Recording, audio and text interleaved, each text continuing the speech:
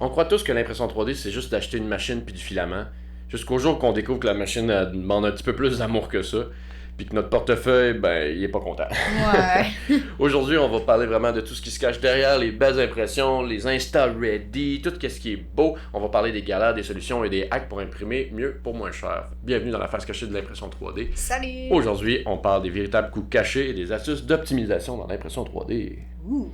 Fait que moi, c'est Gab, encore une fois. On a Sandrine avec moi. Enchanté! On est là pour vous parler d'un peu de toutes nos connaissances et partager nos histoires et nos points de vue sur l'impression 3D. Yep!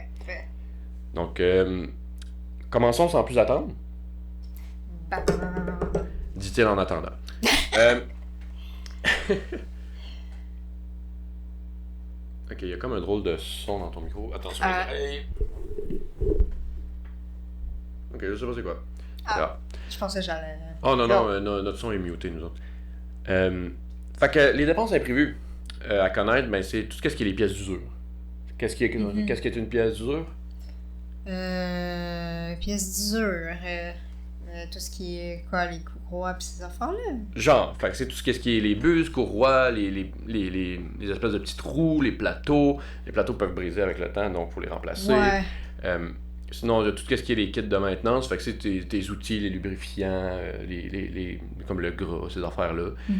Les pinces, à un moment donné, ils finissent par casser ou ils finissent par avoir des défauts dedans, fait qu'à un moment donné, il faut que tu les changes. Si tu as des imprimantes fermées, mais tout ce qui est les filtres, fait que des fois il y a des petits filtres dedans pour c'est comme moi je pense à ma résine, il y a comme un filtre avec un port USB là, que littéralement il y a un fan puis que ça fait circuler l'air dedans puis tout le kit pour justement filtrer.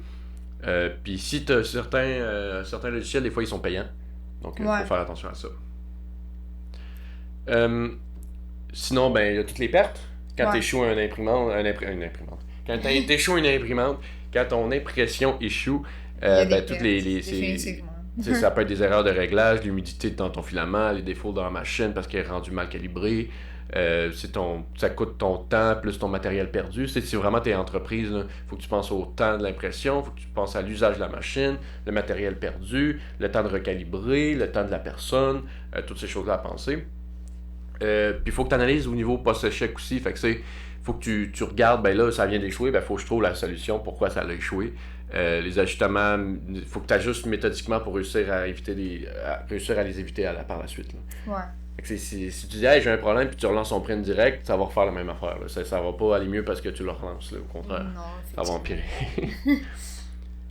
Puis quelques petites astuces au niveau de ça, ben, c'est la calibration régulière. C'est comme l'N23, tu calibres aux 3 prints.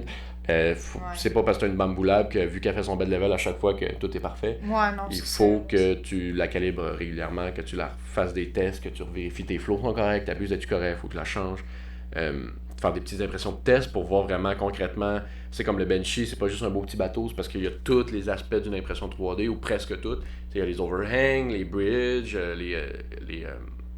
les angles qui sont trop forts, tous ces éléments-là. Ouais. Tout en étant un beau petit bateau. Un bateau qui flotte pas, by the way. Ouais. il l'as déjà testé? Ben, il y a plein de monde qui l'ont fait en ligne, mais il flotte pas dans le bon sens, il vire à l'envers. Parce qu'il est pas fait pour flotter, I guess. Puis contrôler l'environnement, nettoyer ton plateau régulièrement aussi. Moi, souvent, quand j'ai un truc qui décolle, ben, la première chose que je fais, c'est j'enlève le plateau, je le passe dans le savon à vaisselle, je le lave à l'eau chaude, savon vaisselle. Après ça, je le mets dans le printer, je remets un peu d'alcool pour essuyer toutes les poussières, ces affaires-là. Puis normalement, 95% du temps, c'est avec mon cas. Il y a un ou deux cas que c'est arrivé que c'était à cause que la buse était usée, puis que là, ça marchait juste plus. Ouais, je comprends. Fait que c'est important de penser à ces éléments-là. Là. Sinon, ben, filament, c'est plus que t'as de filament, plus que... Ça coûte cher. Oui, puis t'as besoin d'espace aussi. Ouais, ça prend de l'espace, c'est vrai. Fait que quand tu le ranges, ben, faut que tu fasses attention à comment tu le ranges, parce que si t'as un environnement humide, il y a beaucoup de filaments qui sont très humidivores. En tout cas, ils n'aiment pas l'humidité, là. Je sais pas c'est quoi le mot. Là. J'allais dire humidivore, mais c'est pas ça pantoute. Mais c'est plus qu'il y a de l'humidité, il faut que tu les protèges. Fait qu'avoir des sacs, des bacs de rangement, du dessecant. Hydrophobe? Non, c'est pas ça. Ouais, hydrophobe, je pense que c'est ça. Ouais, je pense que c'est aussi simple que ça. Fait que c'est les boîtes hermétiques, les sachets de déshydratants, les systèmes actifs, fait que c'est des dryers, des sécheurs de filaments, là, parce qu'une fois qu'il est humide, il faut que tu le sèches. la différence de rendement réel des bobines, c'est que c'est pas parce que tu as 1000 grammes dessus que tu vas vraiment pouvoir imprimer 1000 grammes exactement. Ouais. Parce que tu as des lignes de purge, et quand tu changes tes filaments, ben, il faut que ça change la couleur. Il faut que tu changes ça. Puis, c'est tout dépendant de ton filament. Ben, si tu vas en PLA avec full couleur, ben, ça va prendre beaucoup d'espace. Donc, il faut t'en penser. Puis il faut que tu gères ton stock, il faut que tu saches où ce que t'es rendu, puis qu'est-ce que t'as là concrètement, puis que tu perdes pas tes rouleaux non plus. Là. Ouais, non, c'est sûr. Mais concrètement, ben, c'est ça, c'est que tu vas en avoir plusieurs, puis évidemment, ben, tout ce qui est la résine, c'est un peu la même situation. Faut que tu les utilises, faut pas que tu les gardes trop longtemps parce qu'à un moment donné, ils finissent par devenir moins efficaces, moins bonnes à utiliser. Puis tout ça. Ben, les machines, ils fonctionnent avec quoi? Et que t'es pas là matin. L'électricité, ça marche comme réponse. Ben, c'est exactement ça que je voulais, l'électricité. Ouais? Ben oui! Il y a même écrit sur la feuille. Merci. Consommation électrique, c'est que, c'est mine de rien, ta machine est branchée, elle roule pendant des heures, fait qu'il faut que tu penses à ça. Fait que ça va augmenter ta consommation électrique. Ça peut aussi augmenter aussi la température dans ta pièce, mine de rien. Ça va aussi influencer par tes réglages. Dans le fond, ta consommation va être influencée par les réglages. Fait que si ton plateau il est à 100 degrés puis que ton maximum c'est 100 puis que tu abuses toujours au maximum, ben c'est sûr qu'elle va prendre plus de courant que juste si tu la roules à 200 puis ton plateau à 40, c'est sûr. Fait que tu as une certaine variation, mais faut vraiment que tu regardes selon ta machine. Tu peux acheter, il y a des petits calculateurs là, que tu peux regarder puis mettre entre ta prise électrique et ta machine qui dit combien de courant passe à travers, qui est fun à avoir, que faudrait que je m'en achète un à un moment donné, mais j'y pense jamais. Ouais. À chaque fois que je passe mes commandes pour mes filaments, ces trucs-là, je pense jamais à aller m'en chercher un. Mais tu peux avoir ça. Fait que, pour essayer de réduire la facture un peu, ce qui pourrait être le fun, c'est l'impression groupée, c'est-à-dire d'en avoir plusieurs sur le même plateau. Tu as des modes économiques où sur certaines machines qui vont réduire un peu. Ça va peut-être être un peu plus long, mais ça va réduire la consommation. Ça va chauffer moins rapidement pour justement être un peu plus soft sur la consommation. Puis tu as la gestion justement des temps de chauffe. C'est-à-dire, si tu le mets de 0 à 60, ben lui il va mettre au max jusqu'à temps qu'il arrive à 60, puis là il va comme rester entre les deux, proche. Fait qu'il va activer, désactiver. Évidemment, le moment que ça chauffe, que ça fait monter du 0 jusqu'à la température que tu as besoin, c'est là qu'il consomme le plus. Fait que c'est le moment que ça va donner plus un coup. Fait que si c'est un problème, que tu as, mettons, 3-4 machines, puis quand tu les portes toutes en même temps, ben ça plante. Ouais. Laisse une commencer à printer. Une fois qu'elle est bien partie, pars l'autre après. C'est comme ça, t'es pas comme tout en cascade comme ça, donc ça donne un moins coup parce qu'ils sont pas tous en train de chauffer au maximum en même temps sur le même circuit. Ok. Quelques petites astuces d'optimisation pour faire la différence, ben c'est tes profils s'ils sont optimisés. C'est-à-dire, tu fais pas des trucs non nécessaires, tu la fais pas rouler pour rien pendant des heures avant, puis toutes ces affaires-là.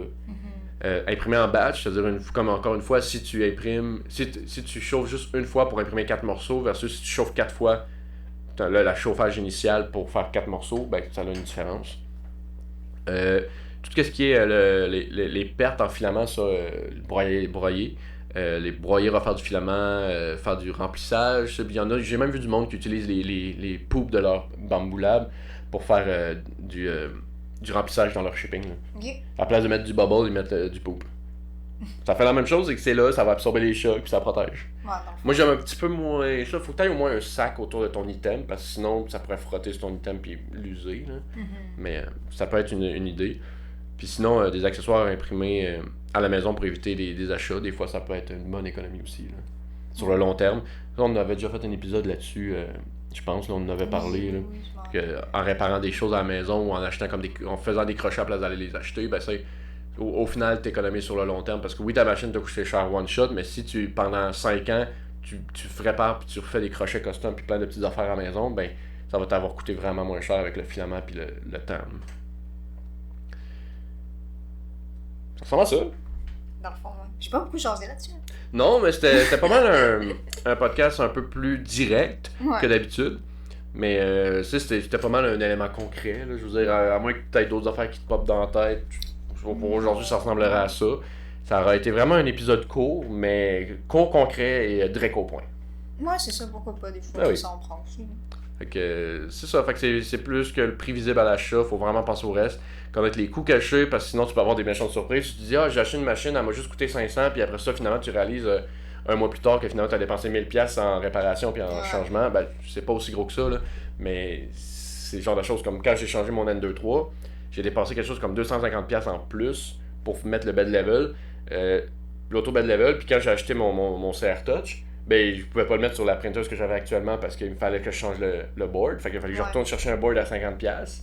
Puis après ça, il y a ci, après ça, ça. Fait que c'est, t'as tout le temps des petits changements qui peuvent coûter. Si tu te mets à modder aussi, j'ai pas dit ça, mais si tu te mets à modder tes printeuses, les modifier, ben t'augmentes ton risque de problème parce qu'elle est pas faite pour comme ça de base.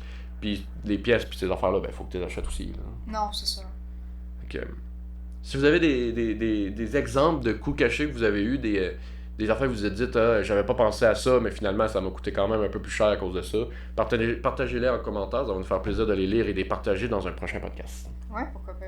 Discutez avec nous, on aime ça interagir. Ben oui, parlez avec nous, ça va nous faire plaisir. Ouais. Parle avec moi.